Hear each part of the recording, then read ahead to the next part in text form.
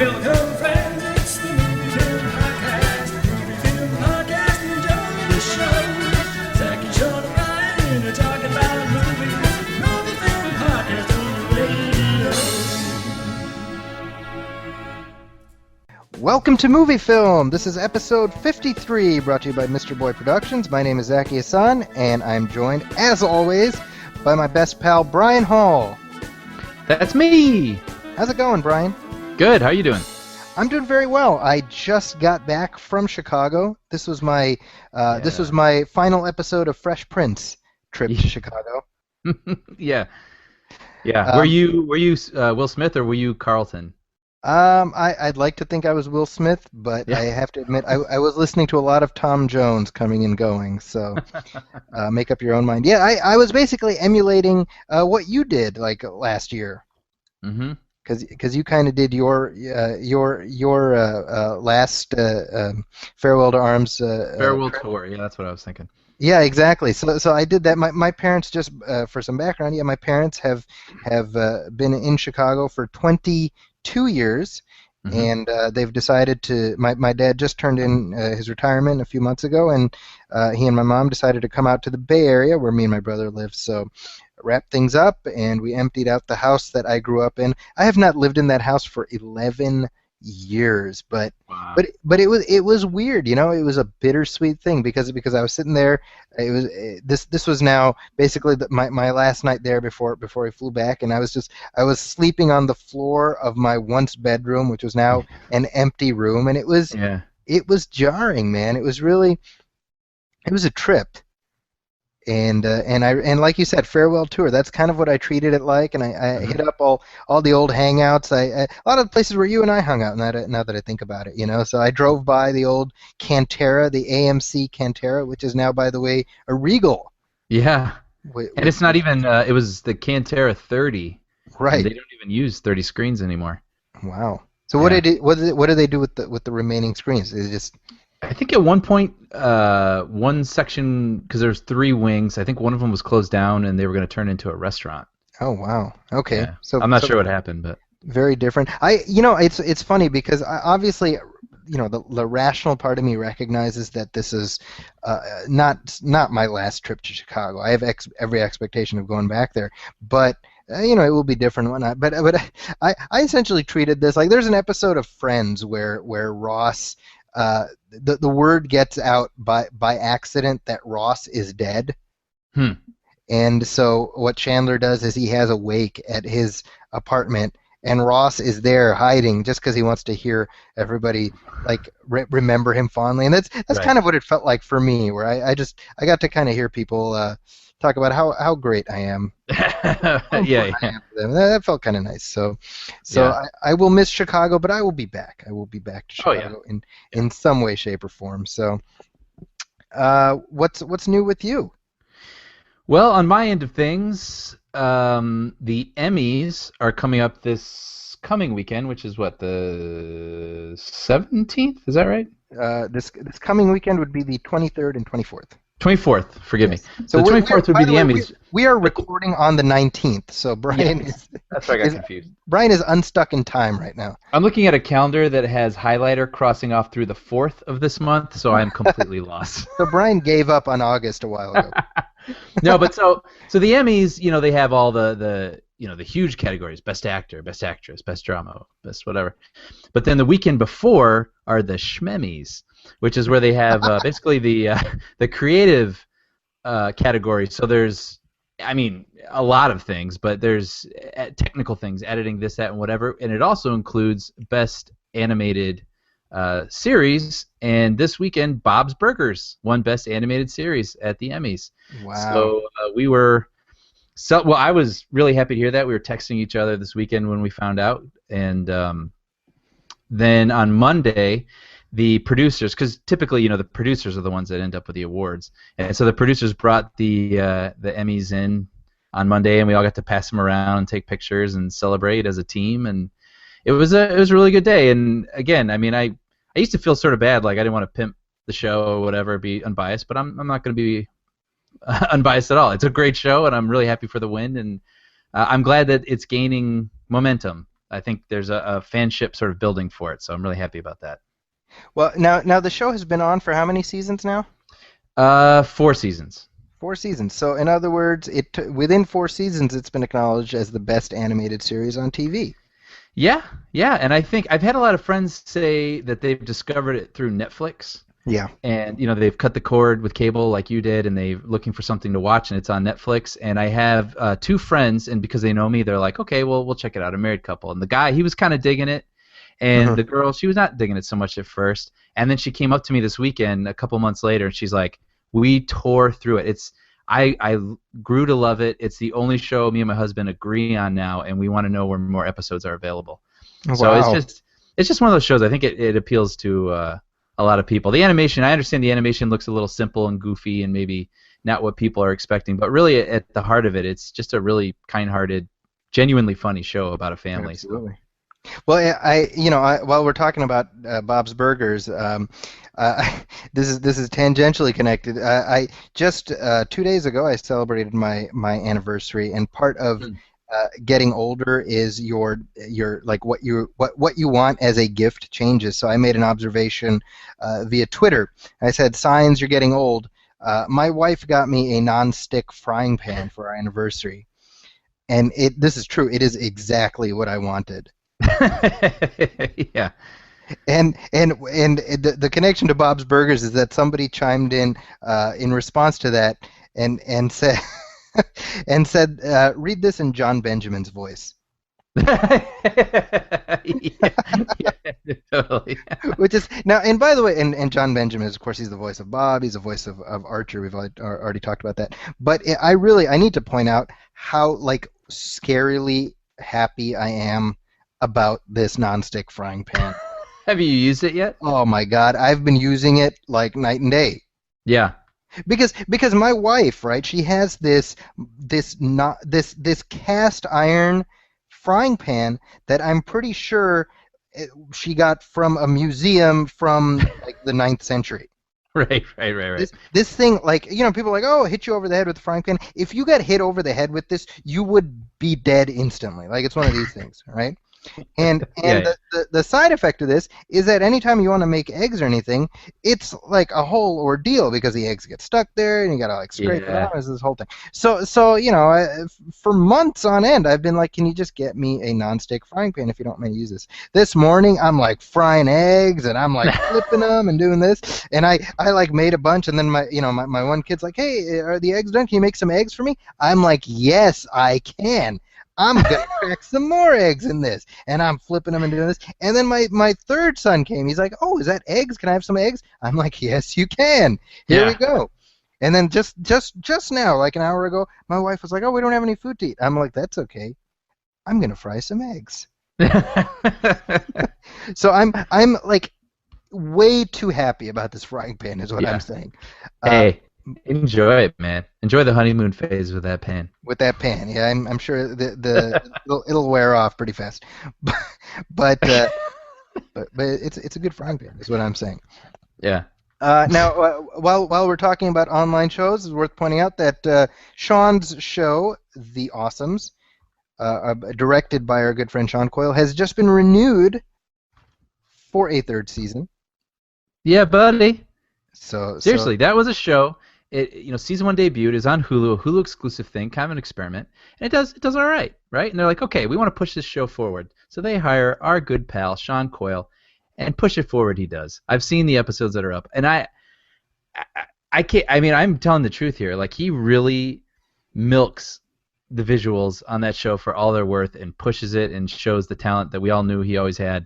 And there you go. Now it's renewed for a 3rd season. So yeah. So Hulu's happy with it, obviously, and happy for Sean. The proof is in the pudding. Mm-hmm. So good on him. And it's worth pointing out, obviously, Sean has thanks to his work on this show, he's just been kind of engulfed in it. Obviously, the door is always open for him, but I think it's safe to say at this point, Sean is stepping down from being a series regular to being an occasional guest star. Mm-hmm. So if this were Frasier, he would be Lilith. Yeah, and when we're like, and Sean's like, oh, hey guys, and then the audience, the live studio audience, will be like, woo! Woo! Exactly. He'll be Sure. that. So- So. Yeah, we'll make sure to do that. So the light will always be on for Sean, but in terms of series regulars, it's just me and Brian. So hopefully you're okay. Deal with it. We've had a long, slow ramp up to this. I think at this point people are pretty much ready to accept that as the new status quo. So. Yeah. Now, moving on. Now, we do have a bunch of stuff to talk about for this episode. But before we get to anything else, I wanted to share my interview in regards to the new film coming out this coming Friday called If I Stay. This is a young adult drama based on a novel written by Gayle Forman. It's directed by R.J. Cutler, and it stars Chloë Grace Moretz. It also has Muriel Enos from The Killing. Mm-hmm. And Joshua Leonard, who I didn't recognize, but he was Josh in the Blair Witch Project. Oh, wow, good for him. Yeah, and he's now old enough to be the dad. So Right. that's how. It also features appearances by Stacy Keach and Liana Liberato. Now, I had a chance to interview Chloë Grace Moretz, Liana Liberato, and the author of the novel, Gayle Forman. And by way of context, the film is about a car accident that leaves Chloë Moretz's character Mia, along with her family, in comatose. And Chloë Grace Moretz's character is sort of hovering between life and death. So this is a film about what happens in that phase, and about the decisions you make about whether you want to sort of move on to the next plane, or whether there's anything on this plane that's worth hanging out for. So let's go ahead and play my interview with the three of them, and then we can talk about it a little bit. We should go to history and get you a real tat. Shows that you're really committed. Ooh. I'm just gonna get a tattoo of all of my films. All of them. How's it going? It's going good. You've got a busy day ahead of you, sounds like. And behind you, probably. Yes. Especially this one. 3 cities in one day yesterday. Wow. Yeah. Well, Gayle, I wanted to start with you. Just the book came out in 2009. Mm-hmm. Where did it come from? Many different places, I guess. It's sort of partially drawn from a personal grief of mine that had happened years before, but it had gotten me thinking about sort of what happens when tragedy strikes, and this was about a family had died, and the entire family had died, but not all at once. And I had wondered if one family member knew that the rest of the family member had gone and had chosen to go with them. And so 7 or 8 years later, I woke up one morning and there was a 17-year-old cello player in my head, and she was going to answer that question as it pertained to her. And I sat down and I started writing. Wow. Okay. And Chloë, at what point did you get involved? Had you read the book before you got involved with the project? No, I pretty much read the book simultaneously as I read the script, and I kind of fell in love with the story of Mia in the book, and I really felt that I needed to do it justice and kind of bring as much as I could from the book to the screen. And RJ felt the exact same way, and it was kind of dependent upon a good meeting with RJ and I that we would do the project together, and the meeting went really well. We had all the exact same ideas on who we wanted Mia to be from the book to the movie, so yeah. And what was your in to the character? How did you kind of find her? I think one of the easiest ways was the fact that she found kind of her passion at a young age. She found the cello when she was about 8 years old, and I found acting when I was about 5. So I think that was my easiest kind of way to understand her immediately, like right off the bat. And Liana, how what was your approach in terms of forming a connection with Chloë? So hard.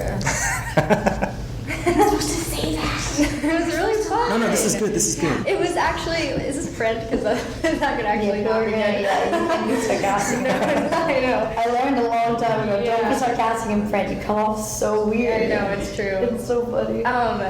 No, it wasn't really forced at all. It kind of happened very organically. No one really asked us to hang out either. It just kind of happened. We were the youngest kids on set, so we just kind of, it was like they literally took me under their wing, the Moretz family, because I was like alone. We were a surrogate family. Really, they were. And so I just stay at their house and come to dinner. Like and just for mooch weeks. off of them for weeks. But we have a lot Eat of fun. every piece of food in my Yeah, refrigerator. I'm guilty for that. I'm just a hit. Hotel food gets old. Yeah, it does. It's a little And it depressing as also, I wiped my entire paycheck with room service. Terry home cooking. Yeah. But to answer your question, it was pretty easy. Pretty easy. Yeah, I mean, our relationship was pretty authentic, I'd say. I think it comes across. It's either authentic or really good acting. Either way. Either way, we Never win. know. Yeah. You'll never There was a lot of great chemistry. Yeah, in this movie in general. Yeah. Gayle, what was the process like seeing your book, your baby, translated to the screen in terms of having to let go to an extent and letting other people sort of take ownership of it to some extent? I mean, I'd already let go years ago when it was first optioned, and I'd kind of seen all the different ways it could go. So when it kind of landed with the new studio and with Chloë and with RJ, the first time I sat down with RJ and already knowing that we had this, extraordinary actress who could really handle the role of Mia, and then I sat down with RJ and heard him talk about it, and that was the moment where I just understood that it was in good hands and I could let go. But ironically, that was actually the moment that I became more involved because we were so on the same page, and he was collaborative and the producer, Alison Greenspan, was collaborative. That was the moment that I came aboard sort of officially as an executive producer and was more involved than authors usually are. But it was strangely, I think, because I met him and knew Chloe's work and knew then that it was going to be in good hands, that we all kind of had the similar vision for how it would become its own entity, sharing the DNA of the book, but its own thing, and make that translation to the screen. And I mean, just what you're describing, I mean, that does seem rare because generally there's the book and then the author does sort of they watch it on screen with everybody else. So it's almost like you've breathed rarefied air by virtue of being involved at that level. I think it's becoming less rare. I mean, especially I think with young adult and children's book adaptations where you have this readership that is so incredibly invested in these characters and in the story, and that I think sometimes these readers think what they want is a direct page to scene, and they really don't, because the movie would be 5 hours long and terrible. But I think that sort of filmmakers are understanding that the writers can be like a good ambassador between that readership and the filmmaking process. Sure. Well, so Chloë, you've been acting longer than a lot of people your age, and I think what's kind of interesting is the choices that you've made and the projects you've chosen, and I feel like many people in your position would have been kind of doing the rom-com thing or the teeny bopper thing, and you've gotten to work with Kimberly Pierce and Tim Burton and Matthew Vaughn. What draws you to the projects that you choose? Honestly, I think that it's not even about the director or anything else. It's honestly the script and the story and the character, because I think if I feel emotionally connected and gravitated towards a character, I have to feel that. I have to feel the connection. Otherwise, I won't, give up 4 months of my time. That's just the filming process. You know what I mean? There's no point. I've gone, especially this year in particular, I could have done 2 movies I just would have been doing just to work. And instead, I was like, no. I was like, I'm going to go do my play, and then I'm going to take time off, and then I'm going to do some press, and then I'm going to start my movie at the end of the year. I never work just to work. I only work when I feel emotionally connected to something, Well, Liana, same question for you. What draws you to the projects that you choose? Basically the same thing. I mean, I'm obviously I'm behind Chloë when it comes to that. But so, I mean, when I first kind of started working, it was really just trying to get my name out there and working with really great people. Whereas now, honestly, Chloë's been it's been really cool getting to watch her and the decisions that she makes when it comes to taking films, just because I think that she has a really good philosophy when it comes to that. You take your passion projects and the things you really care about, and you have to be picky. So, yeah. And Chloë, first of all, one of my favorite actors is Stacy Keach, and I think the scene near the end when he's speaking to you, and I mean that was probably my favorite scene in the whole movie. Me too. What did you get a chance to gain some wisdom from Stacy Keach? Did you learn something from him that you found beneficial just as a performer, as a person? You know, you never really learn things kind of like by someone sitting you down and being like, here's what I'm going to teach you. Yeah.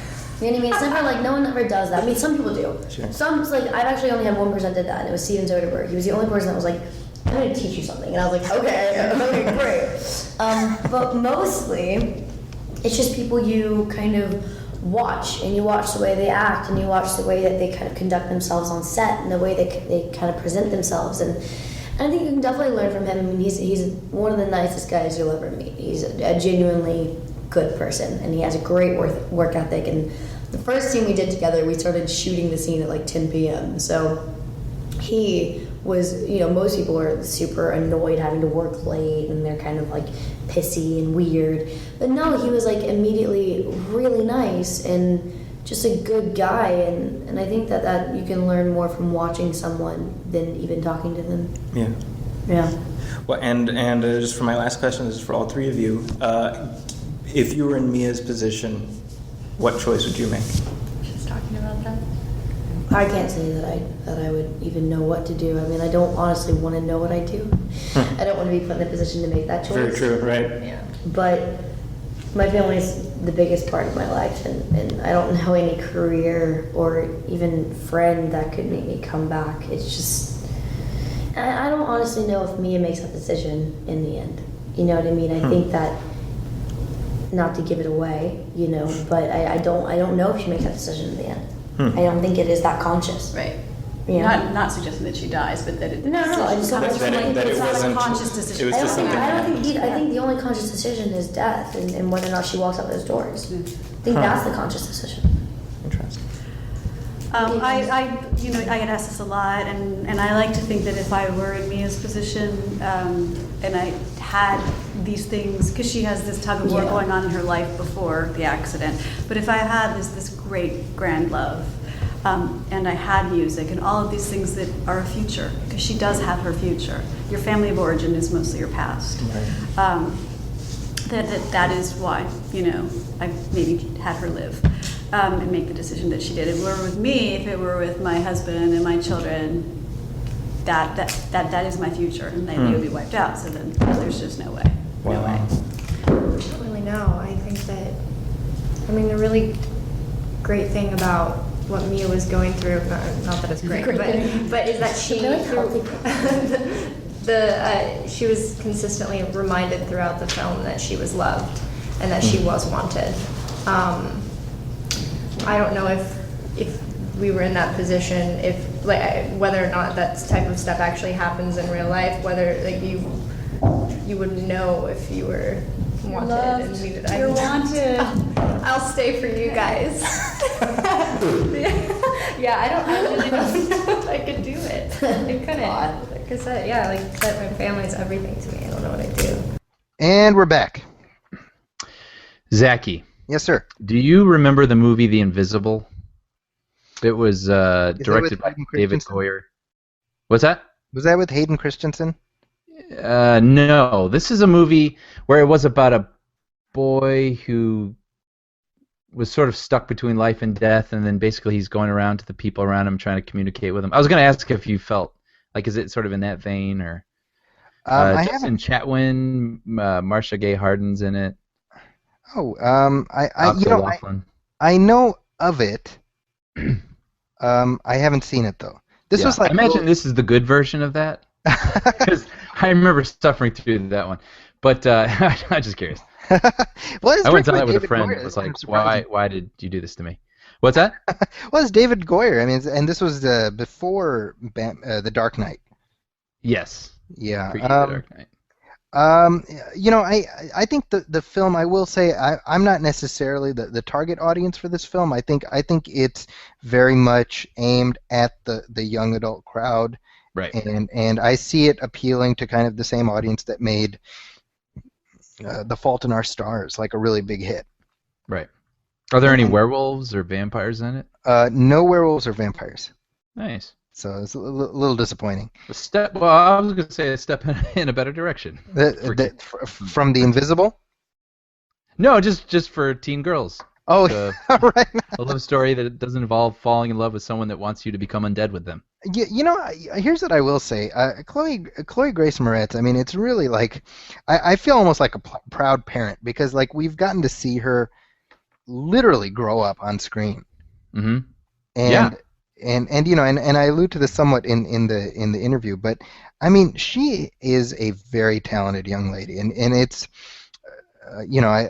just in the time that we've been doing this show, I've had 2 interviews related to movies she's in because we interviewed Kimberly Pierce last year about Carrie, For Carrie. right? And then here for this, and it's really like it's refreshing to see her because I think she's 17 or 18 now, and she's really managed to up until this point avoid becoming tabloid fodder. Right. And I think she's hopefully got a very bright future ahead of her just in the industry. Hopefully, I Yeah. say. We'll see what happens for her next. But moving on, lots of headlines to discuss, and I suppose the big news is the one we should start with here is that the industry and really the world at large suffered a huge loss this past week with the unfortunate suicide of Robin Williams, and I've been waiting to talk to you about this because I feel like there's just so much confusion and sadness and even frustration at his untimely passage that this is kind of an opportunity to share our own feelings about it. I mean, what was your immediate impression when you heard this news? Well, it was one of those things where this is kind of a sad sign of the times, but just where you get so many of these false notifications of actors passing, Right. and so at first I wasn't sure. Your immediate instinct is, oh, someone's lying, and so you go and you look it up, and then you see that it's true, and then seeing, how it happened, and you're just like, oh, it's just funny. I mean, because then all the articles pop up and there's all these pictures of him, and it's one of those things where whether or not he's ever, he has his ups and downs with the popularity of some of his movies, but like I don't think he's ever been someone that people haven't liked. Right. You know what I mean? Like just seeing him on talk shows, seeing him in interviews, like he is, I mean, as we've seen in the past week from people's responses, I mean, he was beloved. And so, yeah, I have to say with this one, this celebrity passing, a lot of them you're like, oh man, I feel really bad. I feel bad for the family or whatever. But this was one of the first ones I think I can remember taking it pretty hard actually. Yeah. And, hearing about it at work and actually getting a little choked up at my desk, and because you just think of he's such a jovial person, and his movies, all the movies that you think of, it's just it brings back memories of laughter and happiness, and watching him just do his spastic sort of improv when he's on the Tonight Show or he's on Letterman or something. And so just countering that with knowing that he wasn't as happy as he made everyone else, it's a sobering thing, and it's a lot to just sort of process even. Just I was talking about this with some friends earlier today about how he was, he went to Juilliard with Christopher Reeve. Mm-hmm. And Christopher Reeve in his book Still Me, which he wrote after his accident, right? His accident happened in 1995, and shortly thereafter, maybe within a couple of years, he put out a book talking about his experience, and he talks about Robin Williams helping him find the will to live. Yeah. Right. And specifically, I've pulled up an excerpt here, and this is the late Christopher Reeve's words. He says, "At an especially bleak moment, the door flew open, and in hurried a squat fellow with a blue scrub hat and a yellow surgical gown and glasses, speaking in a Russian accent. He announced that he was my proctologist and that he had to examine me immediately. It was Robin Williams. For the first time since the accident, I laughed. My old friend had helped me know that somehow I was going to be okay." Yeah. And I weigh that in contrast with obviously the idea that it was ultimately depression that led Robin Williams to take his own life. And even at that moment, he was fighting that depression, and yet externally he conveyed enough love of life to convince his own friend to come back from the brink. And you think about, for the 10 years, for the 9 years that Christopher Reeve was alive in that condition, how much good he did the world. Yeah. And Yeah. and I mean, and- really. right? And that was, in some small way, that was as a result of Robin Williams. Yeah, and I mean, just with the things that are going on in the news right now, I mean, it's just nothing but just bad news. I mean, just awful things all over the world. Yeah. And just thinking, then when you read all these stories about people recounting their experiences with Robin Williams and Conan O'Brien being like, yeah, you know what, I was going through my rough patch, he bought me a bicycle. Right. And then that woman from New Zealand who was suffering from terminal cancer and said that she'd like to meet Robin Williams, and so he recorded her a message, like, I think it was like weeks ago, maybe a couple of months ago, and just sent her this like nice, it's just that's what I've taken away from this, is just how much he gave. Yeah. Like he really was invested in the happiness of others. Well, and actually, I mean, there was I was just reading this earlier today as I was prepping for the show. Part of his rider for when he would work on a project, or if he would, make an appearance or perform, I mean, we all know, like, maybe this is like kind of inside baseball, but like whenever you have a performer, like, oh, we want, Celine Dion to appear at our show or whatever, right? Celebrities have, part of their contract is a rider. And that rider is usually like, make sure that there's 10 Dr. Peppers in the fridge, or make sure that I've got a 37-inch TV that has HBO or whatever. You know what I mean? Just kind of like standard list of demands, and some of these can be very diva-ish. Part of Robin Williams' rider was that whatever event he was appearing at, they had to hire X number of homeless people to work the event and give these people a chance. That was literally something that he would put in his contract. Jeez. I mean, this is like, you can't even make this up. You know what I mean? It's almost like, there's always that tendency to sort of like sanctify people after they're gone. Yeah. He was this, he was that. But I mean, this is stuff that's out there. Yeah. And, yeah. I mean, that's what you just said. I mean, he's a man just like everybody else, but like he used his time and what he had available to him for a lot of positive things, and I think there's definitely something to take away from that. Yeah.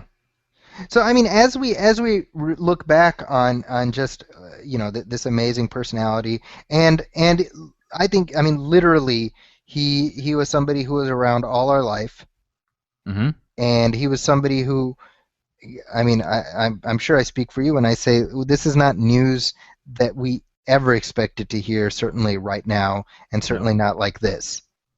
Yeah. But looking back on his career, what do you consider the foremost parts of his catalog, the quintessential Robin Williams experiences?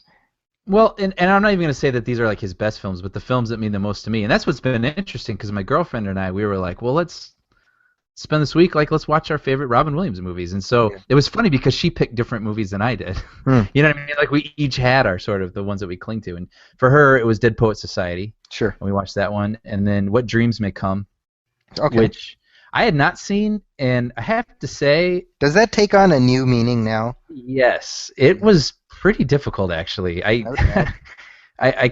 don't think she would mind me saying we both didn't really make it through without a lot of tears, actually. Oh, wow. But it's and Brian, maybe give for people who have not seen. Let me clarify. It's basically about. It's a hard movie, honestly. It's about a family, a husband and wife, and they lose their 2 kids in a car accident. So it's really difficult for them. And then Robin Williams, playing the father, he dies in another accident, so he ends up going to what is essentially heaven. Correct. And then. Again, this is sort of like trailer stuff here, so I mean this is mildly spoilerish, but his wife is so bereaved on Earth that she ends up taking her own life. Right. And because of her taking her own life, she gets sort of cast into hell, and not because she was a bad person, but because she is sort of spiraled into this sort of like she can't see anything else around her, on Earth, and that's what drove her to take her own life. And so now she's stuck in that state in the afterlife where she can't see anything around her or understand anything, happy ever again. And so he basically descends into hell to go rescue his wife. And it's, I mean, for obvious reasons, like you said, it takes on a kind of a new meaning. Yeah, and my recollection of that film, I saw it in I want to say 1998, I think is when it came out. Yeah. Wow. Yeah. Exactly. I saw that in Marco Bonassi's Experiencing Movie Magic class at College of DuPage. So I have some very clear memories of that, and I remember at the time anyway, I thought it looked better than it was. You know what? That is true, and that's being fair. Like it's a very what's that guy who did The Cell? Tarsem. Tarsem. It's Tarsem-esque. You know Right, what I mean? But it's Vincent Ward, I think, directed it, right? Yeah. It's very heavy on like the visuals, and the story is very earnest. Right. But yeah, it's definitely a movie. It's a little bit more leans more on the visuals. Yeah. But like I said, I mean, it wrung the emotions out of us. So I mean, it might be it worth does what it does, and yeah, for sure. And his performance, is really good. And for me, I just want to say real quick, my movies for him are Good Will Hunting, of course, definitely, and Mrs. Doubtfire, and Aladdin, sure, and what's the other one? Good Morning Vietnam. Oh, okay. So kind of a more mainstream cross section of like, the essential Robin Williams. Yeah, exactly. You could call him the essential Robin Williams, and just I want to hear yours too, but I just want to say especially Good Will Hunting, because I think what's so funny about that is like, good night. I mean, like he has like his funny Robin Williams-esque moments in that film, but like so much soul. Yeah. Just I mean, he was not just a comedian. I mean, he was a gifted actor. Right. So. Yeah, and you mentioned Aladdin. I just wanted to briefly the day of his passing, the Academy tweeted this picture of Aladdin hugging the genie, and it says, "You're free now, genie." And I remember seeing that picture, and I was like, I don't know that that's the best. Like I remember thinking that. I was like, it seems kind of like, because he committed suicide, Yeah. And within a day, a lot of articles were like, that's absolutely the wrong message to be sending. Right. That suicide is any kind of that it is freedom. Right. That people view it that way. But so Good Will Hunting for me is very much on that list. One film that I think is very much underrated, and I've been a defender of for a long time, is Bicentennial Man. I've never seen it. Really? Okay. No. Yeah, that's a film that in many ways it's similar to What Dreams May Come, in that it very much wears its heart on its sleeve. Mm-hmm. But I've just had a soft spot for it, and what it's about. It's directed by Chris Columbus. It's about an android, a robot that spends 200 years trying to become human. And so we see Robin Williams in the early parts of the film as a robot. So he looks like a more high-tech version of like the Tin Man from Wizard of Oz, and then eventually he becomes sort of the Robin Williams that we know and love. And again, I think it's a very emotional film, and I think there tends to, at least there tended to be, I would say, especially by the time of the late '90s, a reflexive like, oh God, here comes another Robin Williams dramatic performance. Sure. Right? I mean, because when you think about it, the late '90s, you had, after Good Will Hunting, you had What Dreams May Come, you had Bicentennial Man, you had Jacob the Liar. That's the one that comes to mind when you say right. that. And of course Patch Adams. Yeah. Right. And so definitely I think there was like a bit of Robin Williams burnout by that point. Sure. And people were like, God, can he just go back to being funny, Right. But But- kind of earnest overload. Right, exactly. And I think there's definitely a corollary, because I would say that from the late '90s on, he started appearing less frequently. Mm-hmm. right? And I think that's the corollaries because there was just this overload, and you see the appearances that he made thereafter were either like his standard comedic performances, and I'm thinking of like RV and Father of the Year and stuff like that, the more recent stuff. But when he would do dramatic stuff, it was way against type. Mm-hmm. So 1 Hour Photo, Yeah. right? Mark Romanek directed that, or Insomnia with Christopher Nolan. Yeah, good movie. Right, By the way. very underrated. It's in the sense Yeah. that people don't really talk about that. And I think, I'm certainly not going to even attempt to analyze his mindset, but I wonder how much of a role his sort of career trajectory played into sort of his state of mind. Mm-hmm. Because of course, he was on a TV series just this past season called The Crazy Ones. Right. And that was kind of his battle. He had returned to television, and it was canceled.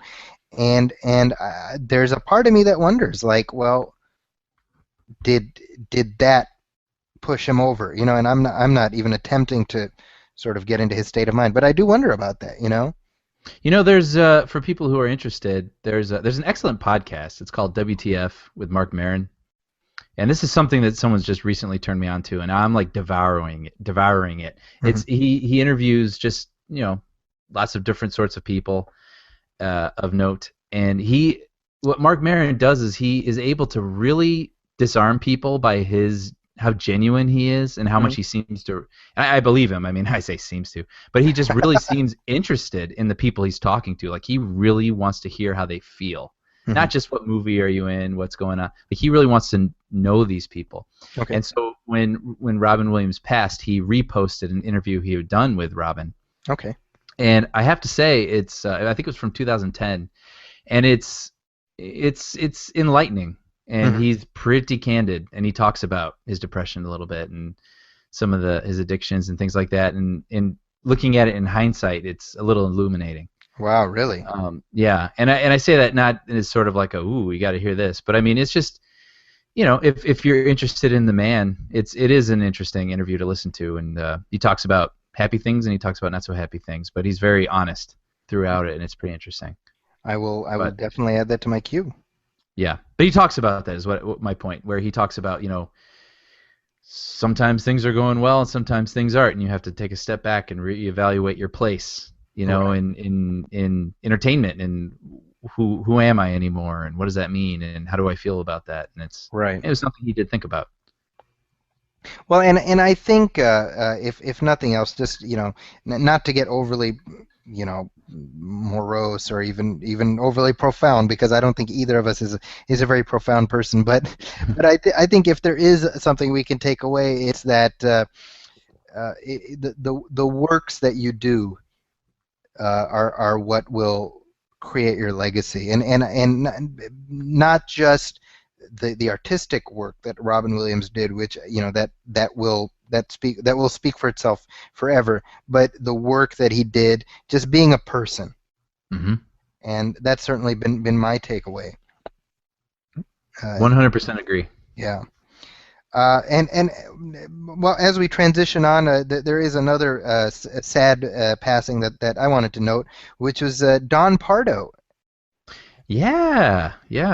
Has passed away. And Don Pardo, for those of you who don't know the name, you all know his voice. He was the voice of Saturday Night Live. Yeah, it's Saturday Night Live. Exactly. Yeah, I can't imagine hearing the show start without it. That's and Don Pardo was 96 years old, so he's still doing it. He did it right up until the end. In all honesty, I mean, you talk about the conditions under which you leave this earth. You do what you love right up until the end. Yeah. One can only hope. And yeah, he had one of the most iconic voices in television history. He was also an announcer on Jeopardy, on The Price is Right, etc., etc. That was actually how I knew his name, because on The Price is Right they would be like, Don Pardo, tell them what they won, and I remember the name because of that. But like I said, 96 years old, and man, what a legacy. He was on SNL right from the beginning, and generations grew up knowing his voice. Yeah. And you talk about like you're in your 80s and your 90s, and you got this gig where 20 sometimes out of the year you show up, or even remotely, and you announcing for 3 minutes. Yeah. You know what I mean? Yeah. Not a bad gig, and not a Yeah. bad legacy to leave behind. And you're worth it. Hey, that's exactly it. You're Right. worth those. Yeah.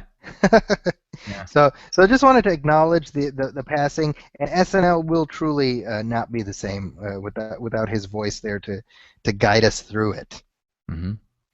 Now, moving on to some other headlines, and this it's almost anticlimactic, having started by talking about Robin Williams to talk about, and here's some other crap that's going on in Hollywood. But there's a few things that are of note, and first among them, I thought this was kind of interesting. Kevin Smith has been one of these people who keeps announcing that he's retired. But he's a very active retired person. He has a new film coming out shortly, which is called Tusk. Uh-huh. And this is a horror movie, and it stars Justin Long and Haley Joel Osment, who apparently has been hiding in a cave somewhere for the past 13 years. But this is a horror movie, and is directed by Kevin Smith. And then from this, he's moving right into a new film called Yoga Hosers. And if you were to ask me, Zaki, who do you think will star in a Kevin Smith movie? It stars basically the person most unlikely to spring to mind. And called Yoga Hosers. Exactly. Who would star in a film directed by Kevin Smith called Yoga Hosers? And this will star Johnny Depp. Yeah. Yeah. Now I gotta say, for somebody who is retired, Kevin Smith sure seems to be falling into a lot Directing of stars. Johnny Depp movies. How does something like that happen? Yeah. Now the interesting thing. Well, I about do this- know how it happens. Their kids go to the same school. That's exactly it. That's basically how it happened. Isn't that But, hey, amazing? I gotta say, that's pretty cool. It's Johnny Depp. He's like, that sounds crazy. Let's do it. You know what I mean? Like, that's pretty cool. Like, he can do whatever he wants. He's got an image, but he doesn't give a damn about his image. He does Yeah. what he wants. You know, and you gotta. That's kind of cool. That's, for being in the movies he has, and I think people have grown a little exhausted of his shtick. I think. Yeah. Or there's a little fatigue, let's say, at least. There's like More politely. circa Robin Williams 1999 era fatigue surrounding Johnny Depp. Well, because it's just he puts on white face makeup and acts goofy and whatnot, and then it's just like, but he's a draw. He makes his movies make billions of dollars. Right. And now he's going to be in Yoga Hosers for Kevin Smith. Like, I don't even know if the movie's going to be any good, but good on you, Mr. Depp. That's pretty cool. I think it's pretty punk rock. So. I think I say good on Kevin Smith. Mm-hmm. For I mean that he is so high half the time that you have to imagine that he doesn't even have the awareness of like the import of this, Yeah, Kevin Smith's an interesting guy. I mean, he's a guy where I have to say, as he's progressed in his career, I've become less and less interested in his films, let's say. Yes. But I've never lost interest in the man. I totally. And I know some people grow sort of weary of him and think he talks a little too much about himself or whatever, but I have never ceased to be bored with Kevin Smith, honestly, as the man. I like his podcasts. I like his speaking engagements, all those things. I don't know. I got a soft spot in my heart for Kevin Smith. No, I totally agree, and I mean, obviously, like I've said this on the show before, I consider him the reason we are doing this show. Yeah, we've talked about that, and I totally agree, honestly. So, I mean, in that sense, in a very real sense, I owe Kevin Smith a debt because, I mean, the stuff that we've been able to accomplish on this show just blows my mind. So, I mean, I'm like you. I'm like, hey, you know what? Kevin Smith's directing Johnny Depp. I'm curious. Yeah. Yeah. But moving on, another piece of news, and this is a little bit more random, but I do feel like it's worth acknowledging because I find it a little bit sad because it's like a marker of the passage of time. The same way like my parents moving out of their house of 22 years. It's like a marker of the passage of time. Leonard Maltin's movie guide. Yeah, I saw that. Yeah. Will no longer be published. Well, speaking of Mark Maron, the WTF podcast, he just did an interview with Leonard Maltin. Okay. And like I said, his interviews are very different than other interviews. They're very intimate. And it was really... I like Leonard Maltin. I've grown up sort of aware of him and having him in the peripheral of, he's doing his reviews or knowing his books and stuff like that. But he on the podcast, he talks about the story of how that guide came to be. Okay. And I guess the Cliff Notes version is basically... Were you going to say... I'm sorry, I didn't mean to hijack. By all means. Yeah, no, he was a 17-year-old in high school, Leonard Maltin, and he had a fanzine where he was interested in like Laurel and Hardy movies and all these older movies that kids his age weren't interested in, and Three Stooges films, and people weren't writing about these things. I mean, we take it for granted that there's articles about everything that anyone is interested in now on the internet, but back then people didn't write about these things, and he wanted to learn about them, and he wanted to review them and talk about them. So he did this fanzine, and a publisher was like, oh, this is interesting. You seem to know what you're talking about. There's a rival publisher is doing a book called TV Movies. So it's just these little blurbs about all these different movies so people can know when a movie's on TV what it's about. And they wanted to do a rival version. So they're like, Leonard Maltin, will you do this for us? As a 17-year-old. And Wow. he has been doing that guide till now, 2014. Wow. Yeah. That's it's amazing because it really, like, to me, reading this news story really brought to mind how the nature of learning about film has changed. Mm. And I say this because not too long ago, maybe like 14 years ago, I'm thinking like back to 2000, one of my favorite hobbies was finding used bookstores Right. and perusing their film section, their film books section. Ditto. That's why we're friends. It's right. I loved that. I loved finding, like, oh, here's a thing about the making of, The Godfather or whatever, and I just inhaled all this stuff, literally inhaled, and the books were dusty and old. And I would get high off of those fumes, but thanks to like Amazon / just Google, that that's no longer as much of a thing, and I'm like. On the one hand, it's good, but on the other hand, it's sad just because it marks the passage of this era. Yeah. The era when you would have this big fat book on your shelf, and it's I mean, to an extent, it's the same as like the passage of encyclopedias. Yeah. Right. Yeah. You don't think about that because it was so gradual, but yeah, that was how we did reports. Well, right, and when you think about it, like, usually you had like the one friend who had the whole Encyclopedia Britannica. Yeah. Right. And the test of how like well off they were was how recent the set was. Dude, I can't believe what you're saying is ringing so true to me, but I'm realizing how antiquated it is. Right. Because you'd be like, oh my God, this is from like 3 years ago. You guys must be really, and now we're like, think about now, if we're talking about information that's 3 years old, we're like, why are you even bothering telling me this? Yeah. Right? Because it's almost like a test of a Wikipedia page when you're like, oh, it's just been updated in the last day. Ooh, this is like a popular Wikipedia page. Yeah. Right? That's so funny. Yeah. I mean, it's interesting, and like the whole notion of a Leonard Maltin guide. I mean, it is archaic. It is. Yeah. But you know what? And I say that after having read an interview with him talking about it ending, and he agrees. Yeah. Like he knows, and he's very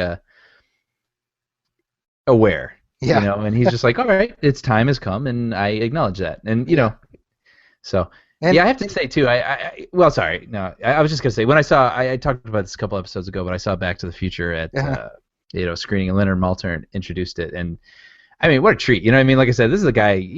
He's like iconic, honestly, in terms of critics, and he's a guy I have a lot of respect for. So yeah, it's almost making me want to go out and buy the last edition just to have one. Just to have it, right? I totally agree. Yeah, and again, 45 years the book ran. So I mean, this is not that's a run anybody can be proud of.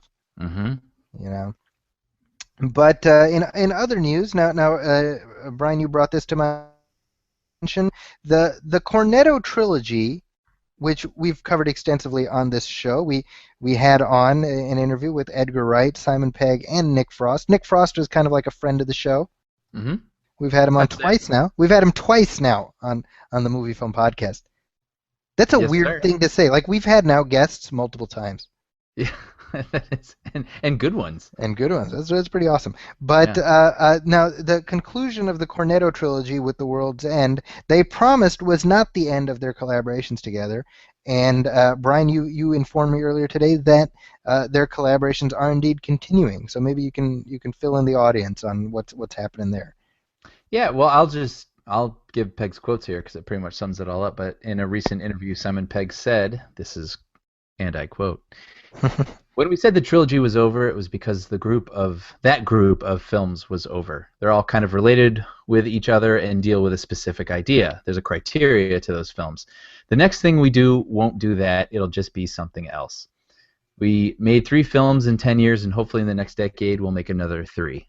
So, that's good news, that Edgar Wright and Simon Pegg are going to continue. It's not like, oh, well, we did our thing that we said was going to be a trilogy, and so I guess that wraps it up. It's like, no, these guys, they have a thing going, and everyone seems to like it, so I'm glad they're going to continue doing it. But there's nothing specific yet, but we know we can look forward to something on the horizon. That's awesome. I mean, I'm just like, the news that we're going to get more flicks from these guys just makes me happy.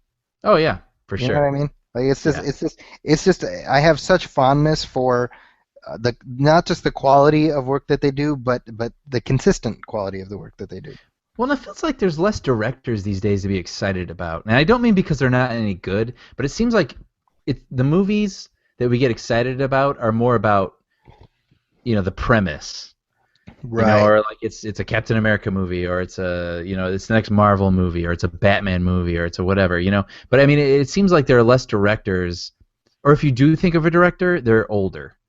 It's like, oh, this is a Spielberg film, oh, this is a Scorsese film, or this is a whatever. There's not a lot of younger auteurs, I guess, if you want to use that word. But like Edgar Wright is one of those people, so it's like, you sort of cling to people like that. You look forward to what he does next. Well, and obviously he's not going to be working on a Marvel movie, so at least his dance card has been cleared up a little bit. Yeah. By virtue of that, right? Now, actually, speaking of superhero movies, it's worth pointing out that between Marvel and DC, they've basically got a pissing contest of release dates that stretches well into the next millennium, I believe.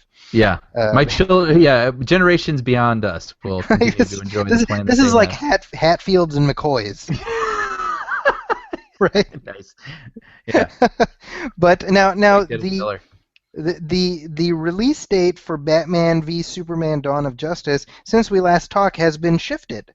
Yes, which was a sort of a staring contest. Yeah, between, I think Captain America 3, right? Captain America 3 and that. They had both staked out May 5th of 2016. Yeah. And now Warner Brothers has moved Batman v Superman back to, is it considered moving back or moving forward? I always forget the I would say back. They've moved it forward, I would imagine, is forward in time, but moved it ahead. Okay, yeah, that makes more sense. Okay, so they've moved it back to March 25th. So that's basically just over a month before before Captain America 3, and it's right around the time that Captain America 2 opened, if I'm not mistaken. Mm-hmm. Around there. So yeah, right around, because that was April. So here's my question to you: who lost this game of chicken? I don't think anyone lost. I think Captain America is still going to do really well, and I think Batman has more to gain because. It's funny. There are like these quote-unquote rules to months in terms of releasing movies. It's like January is a dump month. Right. And things aren't really that great until April. And then, then it's the summer movie months. And then August is kind of the dump month of the summer movie blockbusters, which is a weird sort of concept. It's like these are big movies, but not the good big movies. And then it's like award season toward the end of the year. But I mean, if you kind of look at history, and I'm surprised studios don't, look at like Avatar, look at Titanic. They came out around Christmas time, and then when January, February, March, things aren't doing so hot, not so great movies, whatever is big in December is going to be big for the next 2 months. Right. Because there's no competition. Right. So I think in a similar frame of mind, March, April is beginning to become a summer month, sort of. Yeah. But it's not. It's not a summer month. It's not stacked with films. So I mean, putting a movie out in March that's going to be humongous is really wise, because there's nothing to compete with it until the first Marvel movie of late April or May. Yeah. So I think it's just wise. Yeah. I mean, you could look at it as a staring contest and say who lost, but nobody lost. It was just a smart move. I mean, it's all about making money, frankly. Yeah. And that's the best decision. So it was smart for both of them. Well, and to an extent, it shows, like, I think this summer, right, has demonstrated the problem when you just have these things end to end. Yes. Right? Because I mean, both Godzilla and Amazing Spider-Man 2 opened to more than $90 million, and they, at least in the case of Godzilla, didn't even make it to $200 million. Amazing Spider-Man 2 barely crossed $200 million. That is bizarre to me. Like, if you would have told me, like, after opening weekend of Amazing Spider-Man 2, because again, it was $90+ million. Oh, that this thing it's not gonna make even as much as the first one. Mm-hmm. I would have been like, "Are you out of your mind?" Right. Like, in fact, I did say that, and people like called me out on that because I was like, "How could it not?" Like, of course. What are you talking about? You know? Yeah. And so, I mean, to me, that's an indication because within 2 weeks of Spider-Man 2, you had Godzilla. Yeah. And then within a week of that, you had this, and it's just up. Now, part of obviously those drops are indicative of, if not the quality, the reception of the films by the audience. But I think it says something, right? I mean, you can't have this many blockbusters just stacked up against each other because people don't have as many disposable dollars. Yeah. No one's gonna win. Right. All the potential will not be reached. And I will say this though, the good news out of those movies, sort of semi underperforming, is that Dawn of the Planet of the Apes did better than both of those. Yeah. And to me, I feel a sense of accomplishment with that, even though I had nothing to do with the movie at all, zero. But if you would have told me that Planet of the Apes would do better than both Godzilla and Spider-Man, I wouldn't have believed you. So no way. And I mean, I've been wrong I just very keep much. thinking back on the statement that Sony made, the hubris about, well, Spider-Man will be a $1 billion movie. Right. And it's just, you just can't plan that. Yeah, how do you anticipate people's wants, or their desires for these flicks? And actually, related to that, now I've pulled up a list here, and this is via Slash Film. This is a list of superhero movie release dates, stretching into the next few years, right? So just for next summer, we've got Avengers 2 in May. We've got Fantastic Four in June. And then we've got Ant-Man in July. Now, of those three, I think Fantastic Four will probably underperform, if I were to guess. Yeah. Unless the movie's, if you'll pardon the pun, fantastic, which I doubt. Right. It doesn't look very good. But the year after that, so we've got, so March 25th, we've got Batman vs. Superman, which, by the way, they've announced Jason Momoa officially is going to be Aquaman. Yeah. This movie's going to have everybody. This is like Stefan. This movie has everything. So that's either a good thing or a bad thing. Now, on May 5th, there's Captain America 3. May 27th, X-Men Apocalypse. And July 8th, Doctor Strange. And then August 5th, Untitled. This is the new thing that they're doing, where they're just staking out. This is like, to me, this is like when you go to the movie theater on opening night and like 10 of your friends are like, "We'll get there, just save our seat." Yeah. So you're like lying across 5 seats. You've got like your sneaker off down there. You're wearing like multiple layers just so that you can throw them on seats. Yeah. Oh, I hate that. Right. I hate when people do that, and I hate when I've had to do that. Exactly. Yeah. Both of those. November 11th of 2016 is The Sinister Six. Damn, 2016 is stacked with superhero films. Yeah, exactly. And now we're on to 2017. There's an untitled female Spider-Man universe film. Which is like a whole episode unto itself. Really. March 3rd of 2017 rather, The Wolverine 2. Okay. So presumably that would be Hugh Jackman's last time playing Wolverine. Hugh Jackman, by the way, assuming that this timeline actually works out, and if that is his last time, he will have played that character for 17 years. Wow. Isn't that crazy? Who the hell is going to take over that role? Yeah, good luck. Yeah. I nominate Brian Hall. Hey, bub. Right. There you go. Was that Hugh Jackman? I can't tell. May 25th, 2017, we have an untitled Marvel film. June 23rd, 2017, an untitled DC film. July 14th, 2017, Fantastic Four 2, which, I mean, again, very presumptuous. I'll just leave it at that. Here's, you know what, I'm going to go ahead and say it. I'm saying it right now. That movie will not be made. What's today's date? August 19th, 2014. 10:58 p.m. That's my hill that I'm choosing to die on. We will never see that movie. Yeah. July 28th, 2017, Guardians of the Galaxy 2. That will probably happen, yeah. November 3rd, 2017, untitled Marvel film. November 17th, 2017, untitled DC film. This is becoming hilarious. This is hilarious. Right. This is just for each other, DC and Marvel. Yeah, they're just, exactly. Yeah. 2018, to be announced, The Amazing Spider-Man 3. Now, look at that. 2014 is Amazing Spider-Man 2. 2018 is Amazing Spider-Man 3. That's bonkers. Yeah. That is wow. You know, that seems like maybe it's too long. Yeah. A gap. They're gonna put out untitled, unspecific female Spider-Man film before they put out Spider-Man 3. Yeah. That doesn't make a whole lot of sense to me. No. Right? I mean. Yeah. Andrew Garfield's going to be like a different person by then. You know what I mean? Like, Andrew Garfield will be 35 in 2018. Is that right? Let me do that. I mean, no one's even going to remember what happened in Amazing Spider-Man 2 in 4 years. No one remembers right now. Can I tell you something? I just watched Amazing Spider-Man 2 a few hours ago. Oh. Because the Blu-ray arrived, and I've actually already forgotten what it's about. So. Did you get the huge Electro head? Okay, so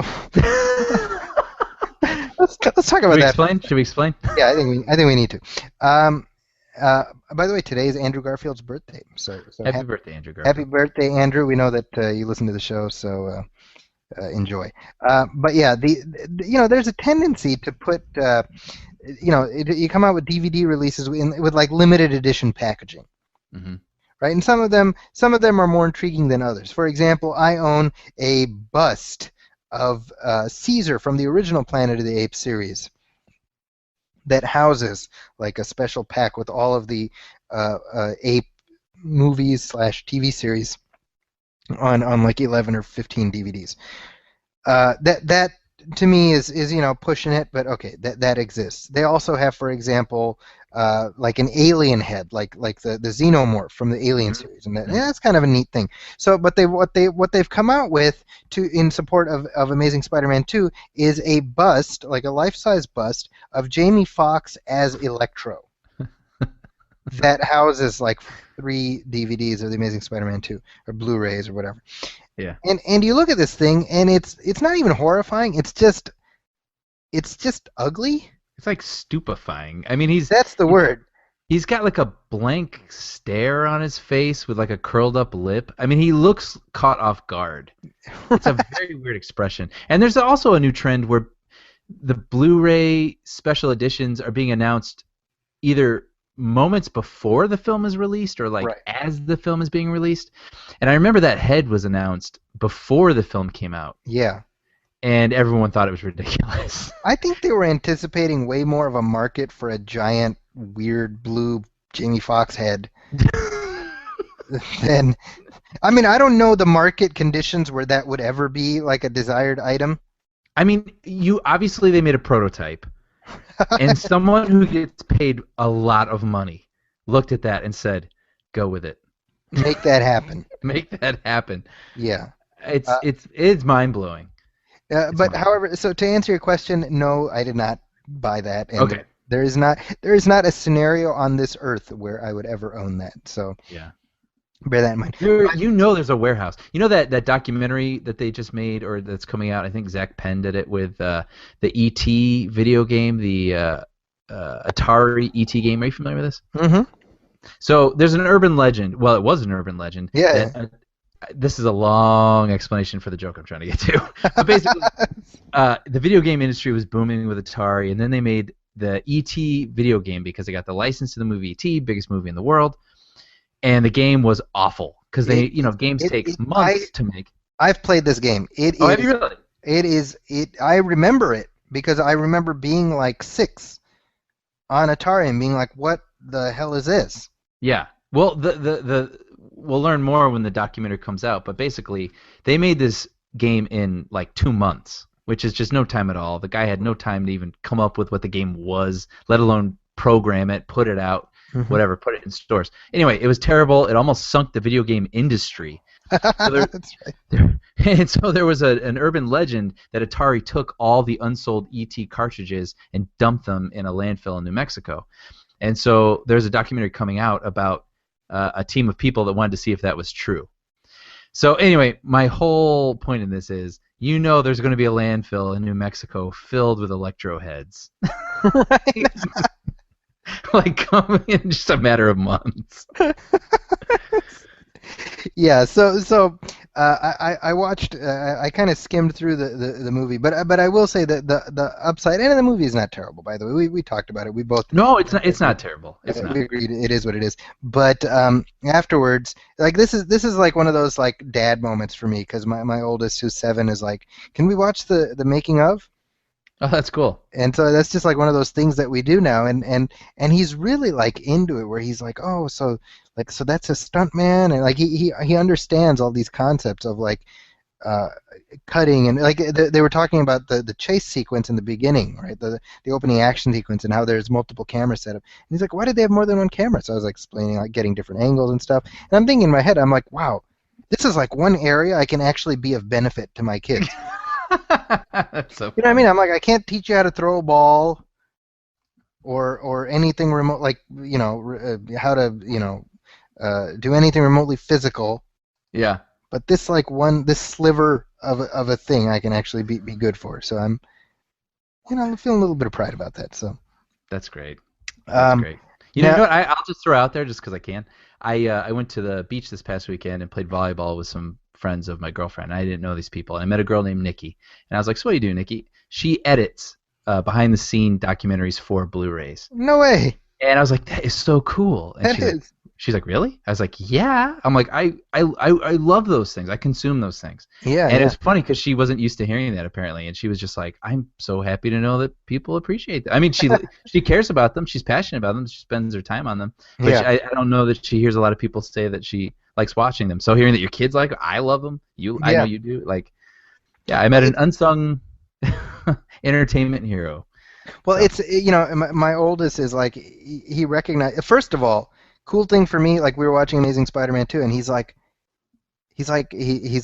"Papa, was that Stan Lee? I think that was Stan Lee." Like you, Good Lord, you're truly your father's kid, right? But like last week, like after we saw Guardians of the Galaxy, he's telling me like he discovered this on my own. He's like, "Did you know that Star-Lord, like the guy who plays Star-Lord, is also Emmett in the Lego Movie?" And he's like, and check it out, he's also in Jurassic World. And I mean, to me, it's awesome because it's like, remember when we were kids and we were like, Yeah. wait, here's like Han Solo and Indiana Jones are the same guy, Dude, for sure. right? That was what I mean. Remember Starlog? Right? Yeah. Yeah, Starlog was like an entertainment / sci-fi / whatever sort of magazine, and yeah, that's how we did it. When we were kids, I read Starlog, and I love reading this stuff. Yeah. So- Just making those connections, like, oh, my favorite actor in this appears in this, and they're teaming up. Actually, now speaking of teaming up, there was a big actor team up that opened this past weekend that nobody watched, and it was called The Expendables 3. Oh, look at that. See, I didn't. I was like, let's be cops. I don't know if it's that big. This is funny because I actually thought Brian was acting. I thought he was going along with the bit. No, I'm dead serious. Yeah. Now the Expendables 3 opened at half of what the expectation was. I wonder if that comes from this being the third one, We've Mhm. already been through 2 of these. Each one was supposed to be a wet dream of 80s action stars, coming together, and they weren't. They just didn't live up to, I think, what we had in our heads. And by Yeah. the third one, it was like, I already know it's not going to be exactly what I'm thinking. Yeah. I wonder if that's kind of it. Well, I mean, there's a couple of factors here. Now, this is kind of interesting because a DVD quality version of this movie leaked onto the Yeah. web about a month ago, and it was seen by more than 2 million people. That's a lot of people. That's a lot of people. That's way more people than really should be watching this movie, I would assume. But the other factor is that it was rated PG-13. Yeah, but in the I don't know if that feels like that should be more of an attraction, being able to get in the younger crowd than it would be a deterrent for older people. Right? Right. Well, I mean, versus like is it well, here's pros my and cons question. of it? I'm sure the thinking behind it was, well, if we lower the bar for people to come in, we'll get more young people. What young person wants to see a movie starring Sylvester Stallone and a bunch of these 80s actors? Touche. Right? I mean, Touche. let's be real here. That audience does not exist. Yeah. No one under, and I'm going to be generous here, 25 Yeah. is like, oh, I can't wait to see the new Stallone movie. That's science fiction. Science fiction. I mean, it is, Yes, right? It's true. It is true. So I mean, it's and now like Stallone is like, oh, we're gonna do Rambo 5, Right. and it's like, dude, let it go, Yeah. right? So I think we can agree that the Expendables franchise is done, Yeah. right? And by the way, our friend Paul Shirey was at the premiere of the Expendables 3, Mm-hmm. Mm-hmm. and he got to chill out. I'm sorry.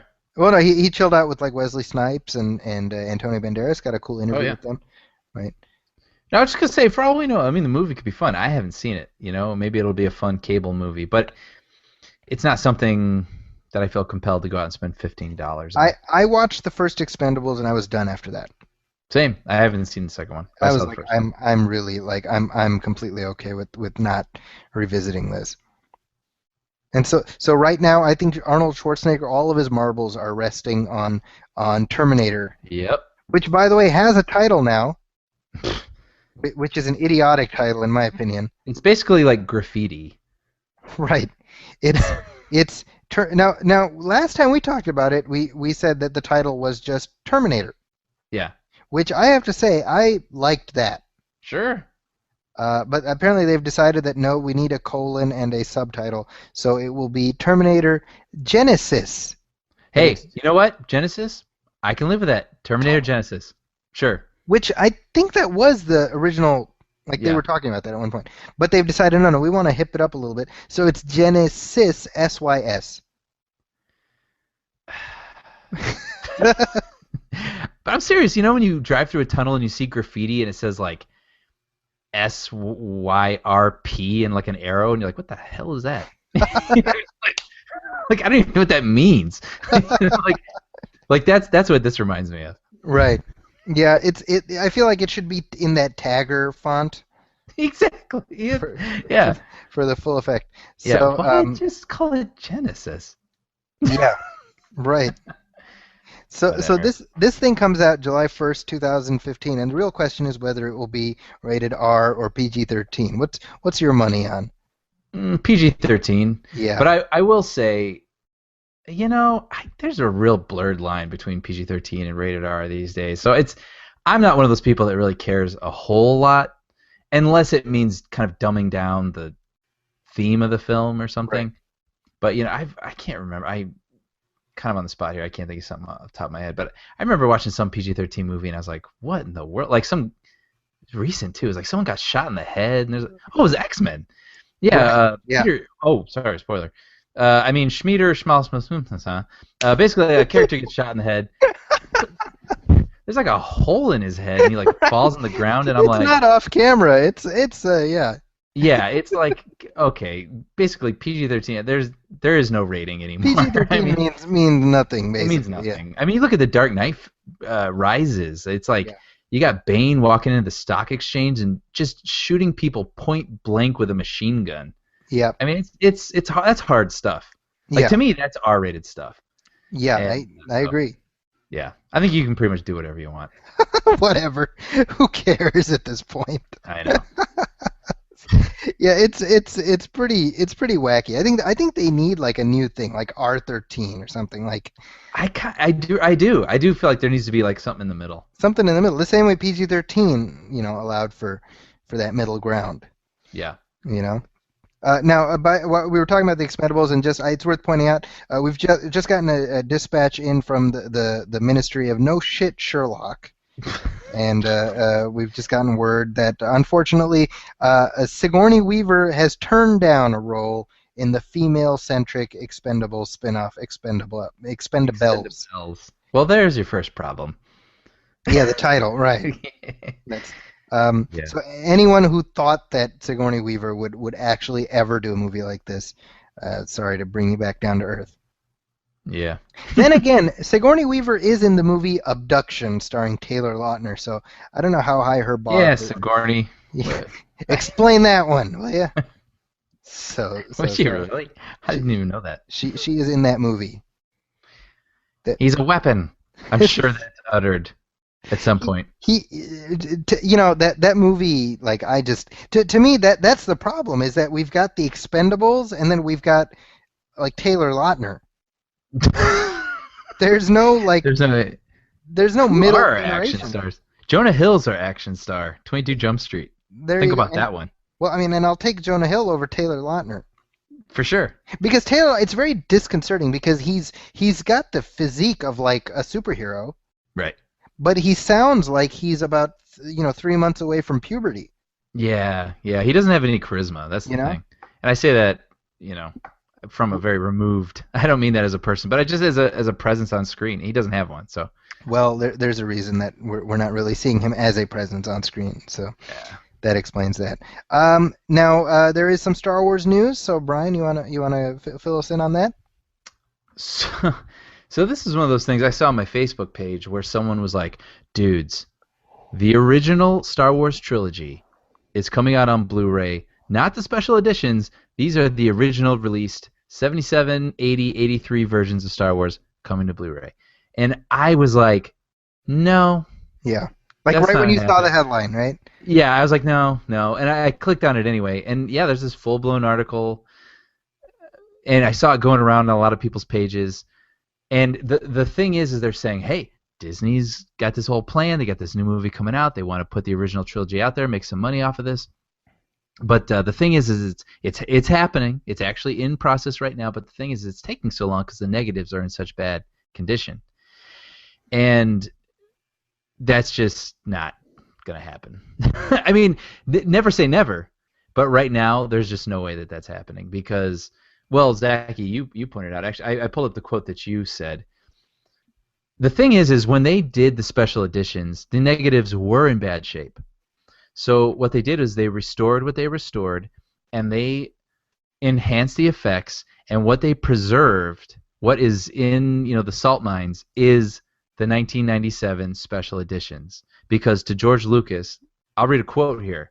He says, "I'm not going to spend the money and the time to refurbish that being the original trilogy. Because to me, the original versions, it doesn't really exist anymore. It's like this is the movie I wanted it to be," speaking of the special editions, "and I'm sorry you saw a half-completed film and fell in love with it." So those old versions do not exist to him anymore. And it would take a lot of work, and Disney could decide that it's worth it and go against Lucas's wishes, which seems like that might be a little weird. But the bigger snafu here or snag is that the Star Wars 77: A New Hope is owned by Fox still Forever. Fox owns that movie legally forever. Yeah. So good luck. I mean, never say never. Disney could shell it out and figure that it's worth it, but It just does not seem like something likely to happen right now. It seems like Disney wants to move forward and create their own catalog. Right, exactly. Well, and the point that's worth making, that the percentage of people that do not already own the films, and that this, like, a release of this version would turn the needle for them, is, I have to believe, not that substantial. Yes. Like, I mean, I have no first-hand knowledge of this, but I'm willing to wager, right? Yeah. And I was thinking about this because it's like I grew up with the original versions of those movies, like most people did, but I have to be very honest. I'm just not as hung up on, like, oh, I need to own those unaltered versions, like a lot of people are. And I'd love to get your take on this, because we haven't really talked about this. Like, I mean, it's like, would it be nice? Yeah, sure. I mean, I'd like to have it, But I mean, I watch them in their current form just like plenty. You know what I mean? I agree with you. I saw something you put on Facebook. I don't hate the special editions, except for a few things. Like, I mean, you do look at the original Star Wars: A New Hope, and I mean, you look at the end action sequence when they attack the Death Star. A lot of the stuff that looks pretty good in the special editions that you don't think was enhanced was. Right. Like, he really sped up the action of those ships, and I don't hate it. I'll say it. I don't hate it. I think it's cool as a historical record to have the older versions, but I don't mind watching what he did to the special editions in that regard. The only problem is he had to add in each film like one stupid thing, and it's like, if they weren't so dumb, I don't even think we'd be talking about it, honestly. Right.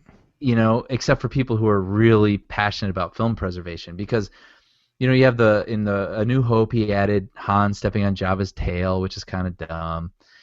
That whole thing. And then in Return of the Jedi, you have that whole song in Jabba's palace, and you have Darth Vader saying no, right. which is just really inappropriate. But those things aside, and on, I've said this countless times, and I know you don't hate it as much, I don't think, but having Hayden Christensen at the end of Return of the Jedi, I hate. But oh, actually, by the way, real briefly, let me just interject here, because I think this is something that, in my opinion, sort of proves my point, which I've made about having that change. Which, I mean, love it or leave it, but in terms of it being a 6-film narrative, my argument has been that it makes sense given that. Yeah. I had somebody reach out to me who was she was going to show the films to her kids, and she was asking me, how does the number order work and what's the deal. So I kind of explained, well, it's like, the prequels came out later, but they're set first, and blah blah blah. So she had actually emailed me after showing the movies to her kids, right? And this is what she said. It was pretty neat to see the boys enjoy them the way they did. It was some serious fun for them. They already knew everything, though, thanks to peers and Star Wars dictionaries and books, etc. What was cool is, despite the fact that there were no surprise reveals, it was pretty neat for them to see Anakin redeem himself in the entire story. I showed them the updated Episode 6 with Hayden Christensen's ghost at the end. Glad I did that, because Anakin was an even more focal point than Luke, almost, if you treat the prequels equally. Right. Which, like, boom, that's been my argument right from the beginning. Like, that change, I get it. I'm not going to say I don't. I do get it. I do get it. And I can only come from my experience. Yeah. You're a crotchety old man. That's my get off my lawn argument. but yeah, no, so it's, I doubt the I don't want to say tarnished, but the non-special edition, the original versions of the original trilogy of Star Wars, unlikely those will be on Blu-ray anytime soon. Right. But they do exist. They were on DVD as a special feature. Yeah. You remember that? Fox put them out. So they're not in high def, but I mean they are exist. out there on DVD. They're in a legitimate DVD release. Yeah. And this was like, maybe 4 or 5 years after the original trilogy was first released, as I recall. Yeah. Because the original trilogy was released on DVD 10 years ago, if you can believe it. Wow. Like 10 years ago right now. yeah, I think a few years later they put out new releases with the special editions and then with um, like an extra disc that had the original version. Hmm. And by the way, those if you have those re-releases with the original versions, I'm just on Amazon right now, and you can get a What? brand new copy of Episode 4 for $46. No, I was gonna say I have them. I don't make me regret opening them. Well, if it's used, you can sell it, Brian, for $15. Eh. So there you go. Now, very briefly, before we jump to the spoiler wall portion of this episode, I wanted to talk about a trailer for a new movie that has me intrigued. It's called Men, Women, and Children. And this is the latest film from Jason Reitman. And the reason I want to talk about it is because, first of all, we can talk about the trailer without playing any audio from it because there's no really useful audio in the trailer. Happy, Michael? So this is a trailer, again, it's directed by Jason Reitman, and it's about relationships between, I'm guessing, men, women, and children. Yeah. I'm going to go out on a limb and say that. But the entire film, the plot is conveyed through texting. And this is one of those things where when we were planning the show, I was like, hey, check out this trailer. I think it's interesting. And I just wanted to get your take on this.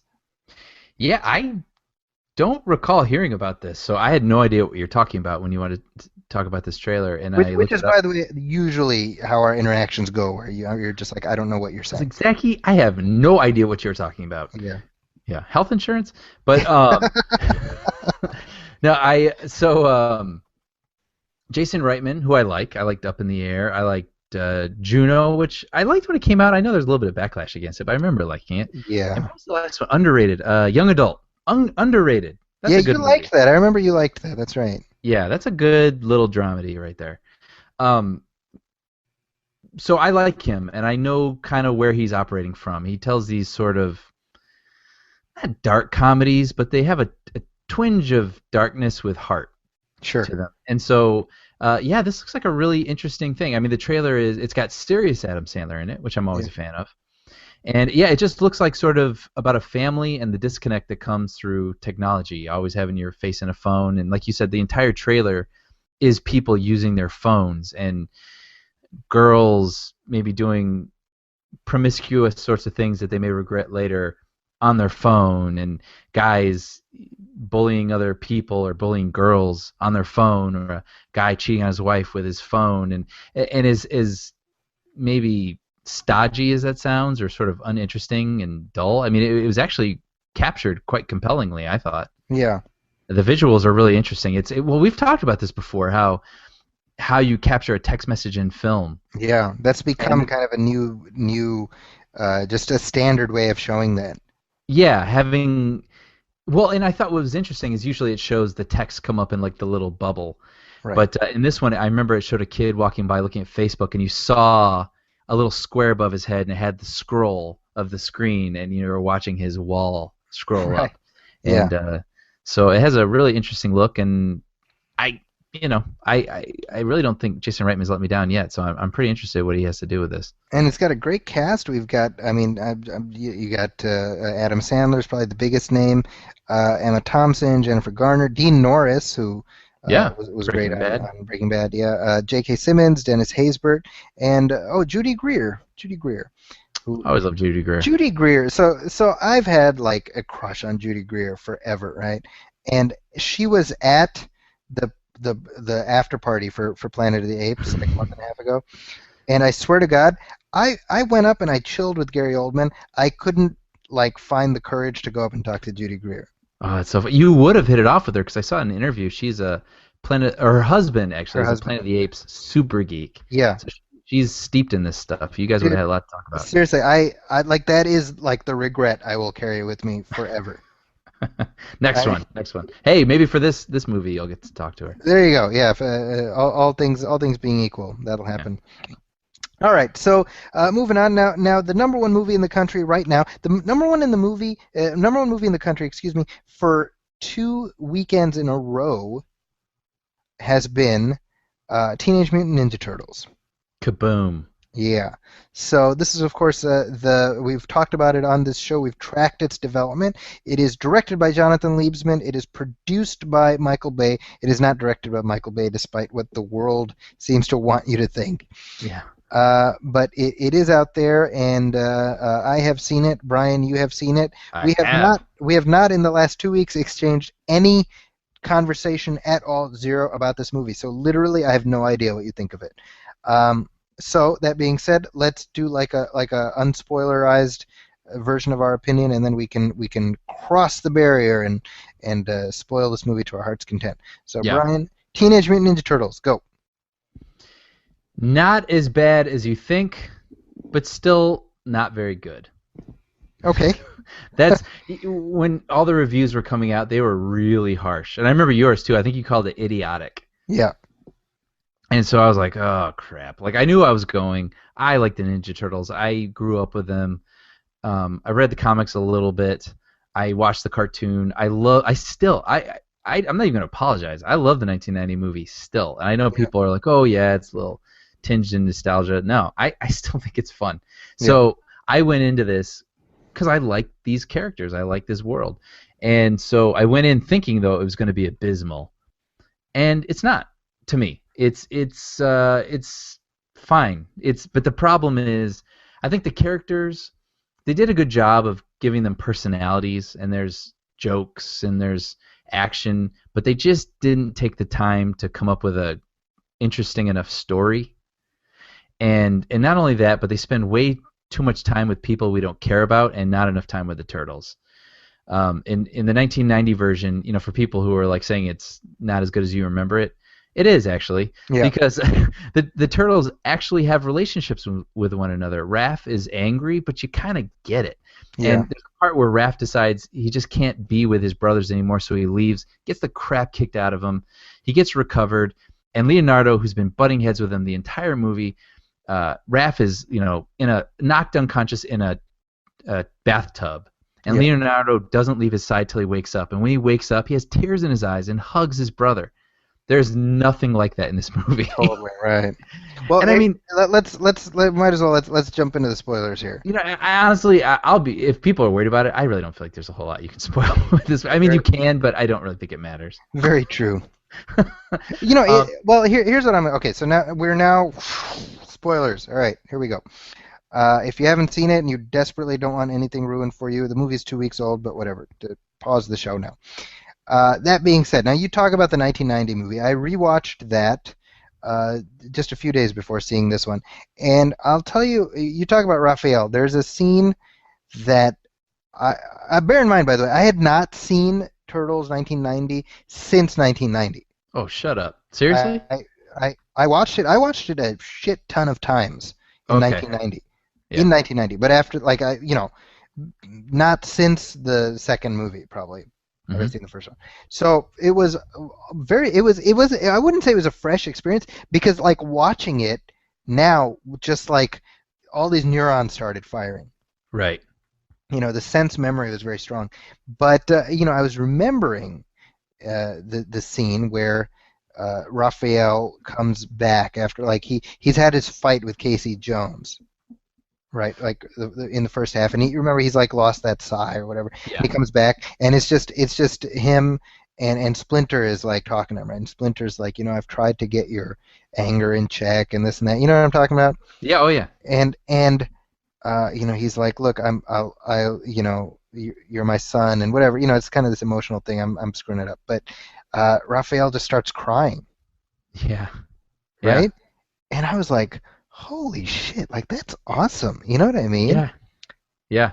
And to your point, there isn't anything close to that. The fact that we have a guy in a rubber suit and a puppet, and we're able to get this genuine emotion out of it. It's what I dig about the 1990 movie is that it's unabashedly true to its own premise. Mm-hmm. It's not ashamed of being a movie about Ninja Turtles. Right. And what I got with this one is, we gotta we know this thing is about Ninja Turtles, but let's roll with it, Right. I felt that way constantly. And there's so many places where this thing goes off the rails for me. And the easiest thing to talk about is of course Megan Fox. Yeah. And I She's not going to be a friend of the program. She will not. And I mean, look, the first 5 minutes of the movie, we get Megan Fox jumping up and down on a trampoline. There you go. Yeah. That sums it up. And she's terrible, and she is what she is. But beyond that, what irked me more than just her performance was the way her character was unnecessarily woven into the backstory of the Turtles. Yes. In a way that it's almost like they did it to make it seem less unbelievable, but it just made it seem more unbelievable. Yeah. Well, if you want to go ahead and explain that, I have something that follows that was just terrible. Okay, so the gist of it is that, per all previous tellings, April O'Neil, who in this version is played by Megan Fox, she is normally she's a reporter. There's like crime sprees and stuff going on, and then you have these turtles who are fighting crime, and she makes their acquaintance, and there we go. What this movie does is what it essentially does is what the Tim Burton Batman movie did. With Batman, which is like, oh, Batman and the Joker are not just arch enemies. That like the Joker actually killed Batman's parents and blah blah blah. And it lays in this extra level of coincidence that we don't need. It's kind of the same thing here, where April O'Neil's dad is like the scientist who made the Turtles the way they are, and he's tied in with the Shredder. And blah blah blah, and again, it's like such a mind job that like it's like 8 extra steps of unbelievability versus just the one main unbelievable thing, which is that these turtles are the way they are. Mm-hmm. I don't know. I'm being vague, and I guess I shouldn't. But to be honest, it's not even like I'm trying to avoid spoiling it. I like don't have the energy to go into it. You know what I mean? Yeah. But well, what were you I thought the worst thing for me, I didn't even mind them changing that thing because it doesn't change it for me. This is their interpretation, so fine. April knew them when they were little turtles. Whatever, that's fine. But when you do that, you start to unravel their history, and you have to fill in the gaps. It's like like a leaky dam, and you have to plug up all the holes you're creating. And one of those is, how did these turtles learn the art of ninjutsu? Dude. So it used to be. Well, in the film version, Splinter was the pet of like a ninja master who was arch rivals with the Shredder. Totally makes sense why Splinter hates the Shredder, why he understands the art of ninja, all those things. He is from that culture. That art has been passed down to him. Right. In this version, Splinter is nothing more than a lab rat, right? And so he gets let go into the sewer, saved by April O'Neil, with the turtles, and then the turtles become teenagers, and they have so much energy. Splinter's like, I didn't know what to do with them. How do I keep them busy? So just by chance, as he's sweeping up the sewer one day, he finds a book that's How to Ninja. Yeah. Yep. So he just finds a book, and like something you could get at your community college about taking a class on karate. So he teaches himself the art of ninjutsu first, and then passes it on to the turtles. So why he's a master, and they call him master, I have no idea. The book. Right. It's all from a book. I mean, and why does he talk with an Asian accent? Right. It makes no sense. Well, he talks with the Tony Shalhoub accent. Oh, yeah, he kind of talks, yeah. But he has like a whole sort of Asian influence going on with his, Fu Manchu mustache and his sort of garb and all that stuff. But it makes literally no sense because he has no connections with Asia. Right. He's a wannabe. Yeah. It's like David Carradine in Kung Fu, basically. It's just, yeah. Well, Yeah. So the other piece of this is that William Fichtner plays Eric Sachs. Eric Sachs. And by the way, again, we've been talking about this on the show. William Fichtner, make no mistake about it, 100% was cast as Shredder. He played Shredder all the way through filming. He played Shredder. Mm-hmm. And the proof of this, beyond anything else, is the fact that the Shredder's real name is Oroku Saki, and William Fichtner plays Eric Sachs. Right. So it's the obvious anglicized version of that name. But so at some point in filming, they decided, or they responded to people being upset about sort of the race switching. They said we need the Shredder should be Japanese. So they inserted like one shot of like the human Shredder. Right. And he's in shadow. He could be a CG character for all we know. Like he's never seen. He is an actor. He is a Japanese actor. Okay. Who I read an interview with, and he sounds like a good-natured guy. He's just like, yeah, they just called me in to do like a day's worth of filming, and I did it, and I'm happy to be the Shredder, and but like worth of filming. Yeah, I mean, because everything that we see of him in the suit is either a CGI creation or William Fichtner in the suit. Yeah. That's fact. So in other words, you have the third act of the movie is stitched together in post. Yeah. Where they sort of added this whole thing about the Shredder being a separate guy, and how William Fichtner is a student, and when by the way, when I talked about the film being idiotic, which it is, it's 100% idiotic. It's like 85% idiotic, just to be nice. The ending makes no sense, because what is the villain's plan exactly? Dude, it makes no sense. We were talking about this when the movie was over. Basically, William Fichtner's character is like a billionaire. Yeah. And so what he's going to do is he's going to poison all of New York, and then he's going to extract the Ninja Turtles' blood because it has some mutagen in it, and he can make the antidote to this poison. So he's going to sell the antidote for... The antidote. The antidote. He's going to sell the antidote for a ton of money after poisoning the city. And then later he'll tell the anecdote about what he did. So. What did I say? Anecdote? Yeah. But the thing is when it was over, we were like, he's already a billionaire. Right. Like, what does he care? You know what I mean? Like, it would make more sense if he was like a failed scientist or something, but it's just like, he's already rich. What is he? But beyond even that, his whole thing is like, we're going to release this toxin, and then we'll sell the cure. It's like, okay, fair enough, but the toxin is going to be spread from his building. Yeah. I think they can figure that out. Yeah. Yeah. And you're going to kill everybody, so who's going to buy the antidote? Right. You know what I mean? Like, it just... And who's going to listen to the anecdote afterwards? I keep saying anecdote. Yeah.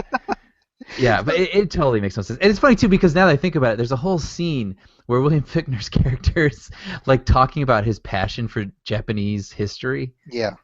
Which is like... Yeah, clearly setting him up to be the Shredder, but he's not the Shredder. He has an interview like a year ago where he's like, yeah I'm the Shredder. Yeah. You know what I mean? And it's not even like, when you watch the movie, it's not even like a bait and switch. It's like so it's weird how like they were in a way so seamlessly able to just insert this other dude. Right. Well, which reminds me, what was the Shredder's plan? What was his point? I don't even remember why he's in the movie. What does he have to do with this plan? Yeah, I mean, He's just completely tacked on. Yeah. In its current iteration, maybe it made more sense when the Shredder was the person doing all this, but otherwise he's... I mean, the Foot Clan is a bunch of dudes with guns. Yeah. They're not even ninjas. Yeah. Right? So, and again, it's weird because I think of the two of us, you're far more of like a Turtles fan than I am, in the sense that I think you have much more of a fondness, right? And I'm a fan too. By the way, to illustrate how much of a fan I am, just earlier today arrived at my house the complete series set of the Ninja Turtles series from the 80s and 90s. Oh wow! And it comes in a replica of the Party Wagon, and it's 23 discs. Wow. And so I was very excited, and I was kind of going through and opening it, and my kids were like, oh, wow, can we watch that? And I was like, no.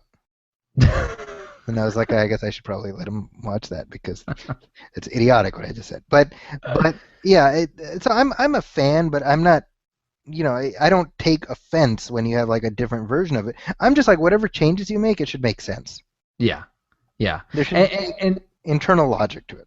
So So when I started this whole review, I was saying I didn't hate it, and I don't hate it, because the thing is I can take a step back and be like, this isn't my Ninja Turtles. This is Michael Bay's Ninja Turtles. Right. May God have mercy on his soul. But like, but the thing is for all the stuff that didn't work, I knew it wasn't gonna work, and so I'm like, okay, that was dumb. But you know what? There's a really cool sequence in the middle where this truck is like falling down like a snowy mountain. And it's stupid. Yeah. It's not a good movie. I'm not telling you to go see this movie in the theater. Don't go see this movie in the theater. Like, but if you want to see the Turtles in action, I enjoyed watching them banter with each other. There's no depth to their relationships. The action was fine. Like I said, that sequence I thought was really good. Actually, I thought it was good. Like that was a fun, cool, well choreographed. I mean, there's no physics involved. There's no reality to what's happening. But like, it was still fun to watch. But actually, it reminded me of something I was disappointed in again. In the 1990 version, these dudes are in these crazy rubber suits, which must have been difficult to even like exist in, and they're doing these crazy awesome moves. Right. They're actually doing like, I was gonna say karate, but I guess it's not karate. But like they're doing, martial arts. But in this movie, I don't think they did any martial arts. I think they just kind of punched and moved around a little bit. Well, and to that point, I think the way the Turtles are animated is amazing. Yeah, sure. But the way they look is god awful. They look like something out of a nightmare. Right. Yeah, they're like David Lynch's version of the Ninja Turtles. There you go. Yeah, that should be on the box. There's a guy named Rob Bricken who you and I are both fans of, and he used to run a site called Topless Robot, and he now is editor of a site called IO9, and he does these film FAQs where he sort of goes through, and he's done these for the last several Transformers movies, or all the Transformers movies, and so he did one for this, and I think this sums it up, right? When he talks about sort of the tonal disconnect between the sort of the different ends of this movie, right? And he talks about how there's this disconnect between the movie being very realistic, and yet being for kids, right? So things like Michelangelo making jokes about how much he wants to have sex with April. Because at one point he sees Megan Fox and he says, "I can feel my shell tightening." Right. But the way he sums it up here, this is perfect. I'm just going to quote him. And this is from IO9, the Rob Bricken Ninja Turtles FAQ. He says, let me put it another way. Imagine a live-action G.I. Joe movie based on one of the dumbest original cartoon episodes, like the one where Cobra made a chain of fast food restaurants and then launched them all into space for some reason. This G.I. Joe movie follows this exact plot and adds absolutely no sophistication to it, but suddenly the action scenes are ridiculously violent and gory. They're like the beginning of Saving Private Ryan, with Joes dying and getting their limbs blown off in a burger joint in space. And that really is what this movie is like. Yeah. Because it's this weird disconnect between like, oh, it's Ninja Turtles, it's for kids, but it's very dark and mature. Yeah, and that's, I feel like that, I mean, that's totally the Nolan Batman effect. Right. And it feels like everything after this has to be, every action film, superhero film has to be sort of dark and gritty. But I feel like Marvel this is what he's wrought. This is his legacy. Well, but it works for those films. That's what people don't understand. It's like, be true to yourself. Those specific films, yeah. And it's like, be true to yourself. Like, if you're a Ninja Turtles movie, don't be freaking gritty. Are you kidding me? You know what I mean? Like, you can have harrowing moments. Yeah. But for the love of, like, just, these are for kids. You know what I mean? Yeah. Well, and another thing that bugged me, and this just, as we're talking about this, has reminded me where, part of the plot is that the backstory is that Fichtner killed April's dad, but she like rescued Splinter and the Turtles, right? And she rescues them, and then dumps them into the sewer. Right. And I remember thinking as I was watching it, I was like, well, that's like, why wouldn't you take them home, right? Right. Put him in an aquarium. You know what I mean? And I was thinking it would have been one thing if she like is trying to rescue them and she trips and they fall down the sewer. Yeah. Like it would have been very easy to create a workaround where you have April rescue them and yet they end up in the sewer. Yeah. You know? So very odd. Now I will say, the one thing that to me is the recommendation is I loved the personalities of the turtles. Exactly. But they just Perfect. the personalities were fine, but they just didn't give them any good interactions with one another to flesh it out. But it was such that like you were like, oh, that's totally Leonardo. Yeah. Like, oh, that's 100% Raphael. You know what I mean? They got that down. Yeah. I did, however, was that in the FAQ or I read it somewhere else? I'm not going to be able to credit it, but it said it's funny how out of the 4 turtles, it seemed like 2 of them were actually teenagers and 2 of them were 30-year-old adults. Well, when you have Johnny Knoxville as the voice of Leonardo, that sums it up, right? Yeah. I didn't think of it when I was watching it, but that's so true. It totally is, yeah. And Alan Ritchson, excuse me, who played Raphael, he's 29, so yeah, that's. And Alan Ritchson, actually, speaking of him, he played. For those of you who are trying to picture what he looks like, he was Aquaman on Smallville, the TV series Smallville. He played Aquaman, so he is Raphael. Yeah, doing his best Mark Wahlberg impersonation. Yeah, exactly. and now this movie has done very well at the box office. Yeah. So despite everything that we're saying, obviously America does not care about yours and my opinion, Brian, unfortunately. But Has it ever? I know it's a shame. As of now, it has made domestically $120 million. Worldwide, it has made $188 million on a budget of $125 million. So this is a rollicking success. So going back to my, I guess, complicated opinions on this movie, because again, there's a lot to dislike, but I knew that going in, so I don't think I was as hard on it, and I just, all right, put it in front of me. I enjoyed it for what it was, moving on. Uh-huh. But I guess it bums me out because then, like I said, I'm not going to hate on it. It is what it is. This is clearly Michael Bay's Ninja Turtles. Fine. No problem. Yeah. That's what I saw. I knew what I was getting into. But the problem is if it's a success, then this is the version that will continue. Yep, and this version will continue. Yeah, and that's a bummer. I mean, if they could get writers who could care a little bit more, you know. Yeah. I can live with this nightmare visual version of the Turtles for another movie, but I know a lot. This comes up in a lot of articles too. It's like, dude, it's called Teenage Mutant Ninja Turtles. Like, get over it. Right. And I get that. But at the same time, these are characters that over 20, 30 years or whatever it's been, like they are established characters. Right. You know, they haven't changed a whole lot. Like, I know what Michelangelo is like. I know what Donatello is like. I know why Leo and Raph butt heads. So, like, at least honor that. Yeah. Well, or don't make it if you don't care. Well, you know, I mean, if nothing else, Viacom paid, I think, something like $60 million for the rights to the Turtles back in 2009. Mm-hmm. And they basically earned back that investment opening weekend for this movie. Well, it's amazing that they're still around. You know, I mean, when you think of like brand longevity, you think Mickey Mouse, you think Bugs Bunny, you think whatever.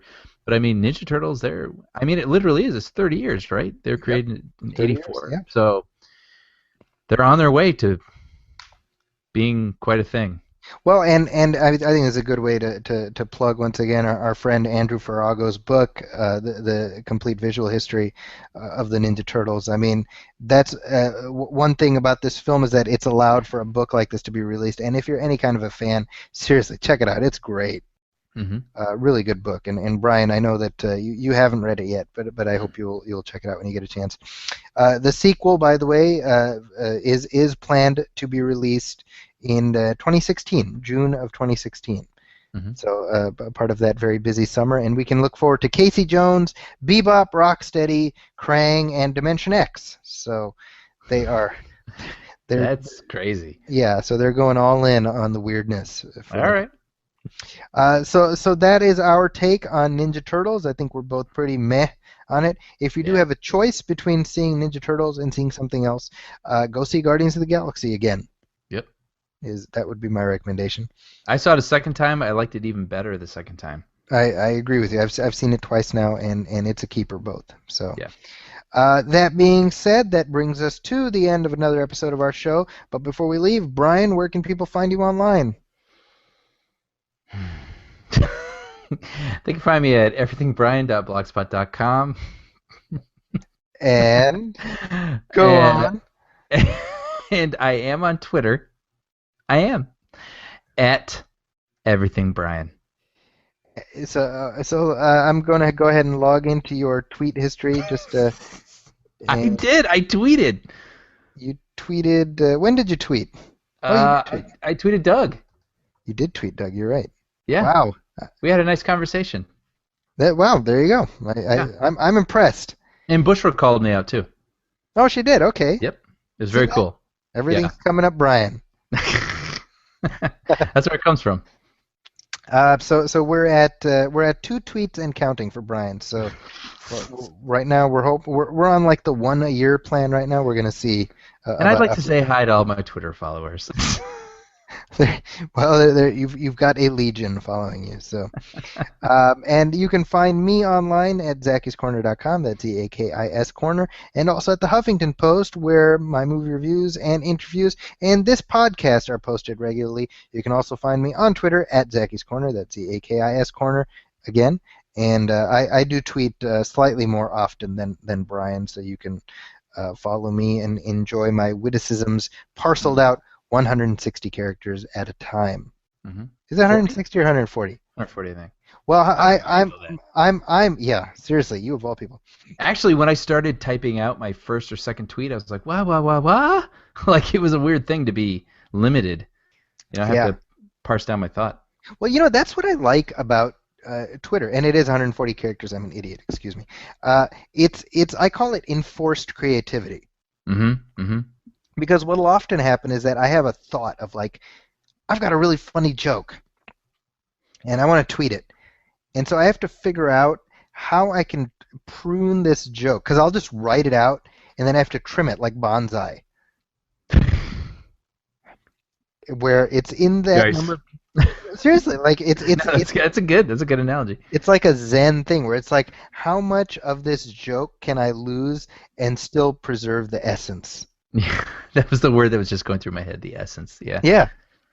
So I find as a mental exercise, it's a lot of fun. So, if nothing else, use it for that. And folks, you gotta pester this guy because Brian is hilarious, but he chooses to hide his hilariousness, and it's a shame. That's all I'm saying.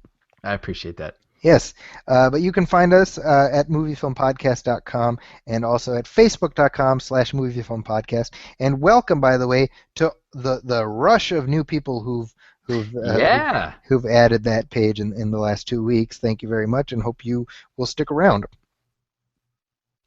That's a pretty cool thing. Yeah, very grateful seeing that. And so we'll be back in 2 weeks talking up the end of summer movie season, as well as everything else that's new and sundry, and we may or may not have a special guest joining us on that journey. Until then, however, my name is Zaki Hassan, and on behalf of Brian Hall, this is the Movie Film Podcast. We'll see you in 2 weeks. Welcome, friends.